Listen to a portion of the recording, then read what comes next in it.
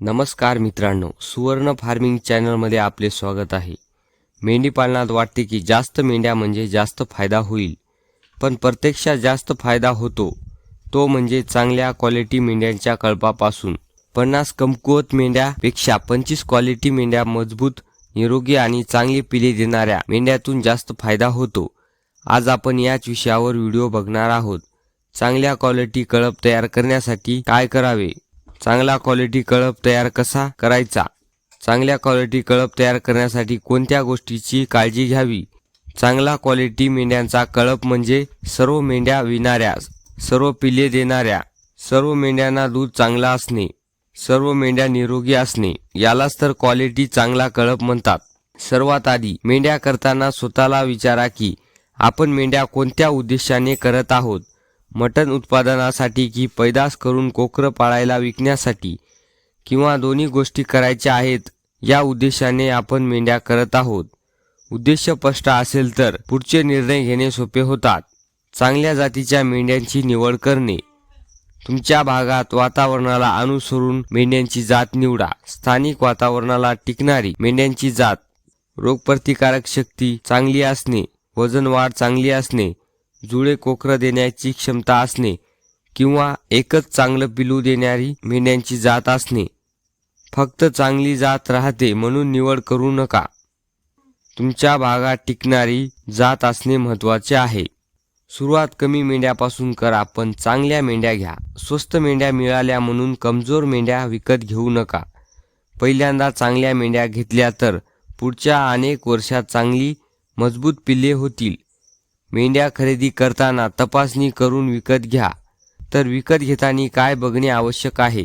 चमकदार डोळे, मजबूत पाय, सरळ पाठ, चांगली उंची, श्वास घेताना त्रास नाही ना, त्वचेवर जखमा नाहीत ना, दात योग्य आहेत का, नाकाला पाणी नसणे, मेंढ्या बिमार नसणे, अशा प्रकारच्या मेंढ्या घेताना तपासणी करणे महत्त्वाचे आहे, जेणेकरून कळप चांगला तयार होईल व नंतर कोणत्याही प्रकारची अडचण येणार नाही.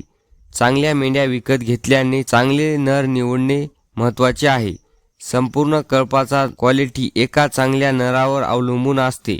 उंच आणि मजबूत शरीर, त्यांची चांगली वाढ असणे, नर कमकुवत नसणे. जर नर कमकुवत असेल तर त्याच्यापासून येणारी पुढची पिढीवर परिणाम होतो. फक्त अशाच मेंढ्या ठेवा ज्या दरवर्षी कोकरं देतात, चांगलं दूध असते, कोकरं व्यवस्थिशीर वाढतात, कमी आजारी पडतात. जर मेंढ्या चांगल्या नसतील किंवा हमेशा बिमार राहतात, कमजोर राहतात, अशा मेंढ्यांची पैदास करू नका. कमकुवत कमजोर मेंढ्या काढून टाका. वारंवार आजारी पडणाऱ्या, वाढ न होणारी कोकरं, कमी उत्पादन देणाऱ्या मेंढ्या विकून टाका. वजनावर लक्ष ठेवा.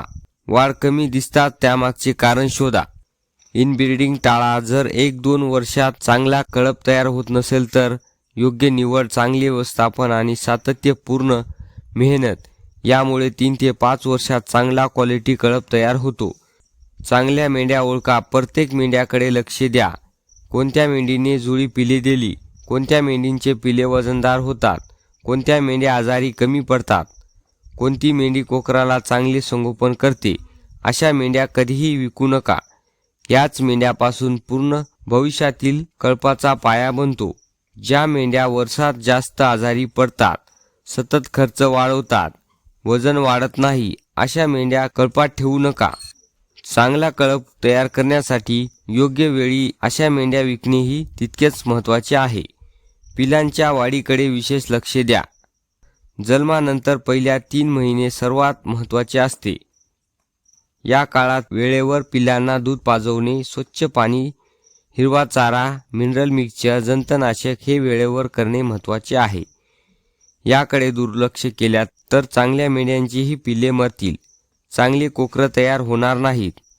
चांगली कोकरं तयार झाली नाही तर क्वालिटी चांगला कळप तयार होणार नाही. कळपाची वाढ पैशाने नाही तर संयम ठेवल्याने होते.